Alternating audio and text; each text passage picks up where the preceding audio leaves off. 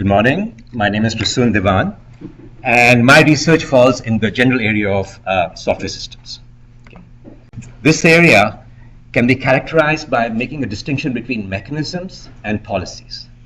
So mechanisms are general purpose tools or abstractions that can be used in various ways to create a bunch of variety of policies. So what you see here is a command language, general purpose command language, being used to create a specific access control group, which is then being used to implement a specific access control policy. Okay. Now, these policies tend to be application independent, so traditional computer scientists, software systems, have shied away from them and focused on application independent mechanisms. Okay. And the problem with this approach is that these mechanisms can be hard to use and learn, and as a result, they require a lot of effort, and more important, often result in the wrong policies. Okay. So, a new branch of computer science has emerged, which is trying to address this problem by coming up with application-independent systems that can create application-dependent policies.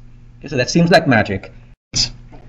So Jacob Bartle, a PhD student, is working with some masters and undergrad students to take user relationships and other properties to automatically infer access control groups, and when you have to share some information, to predict the right access control group.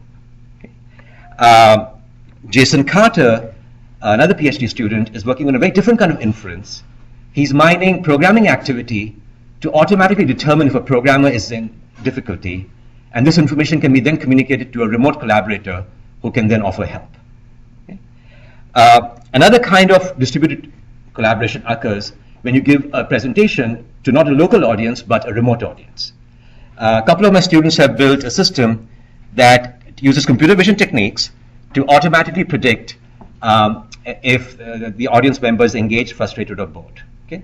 And similarly, we are mining programming activity to determine if how to create a program, and I have time. If you have more questions about this or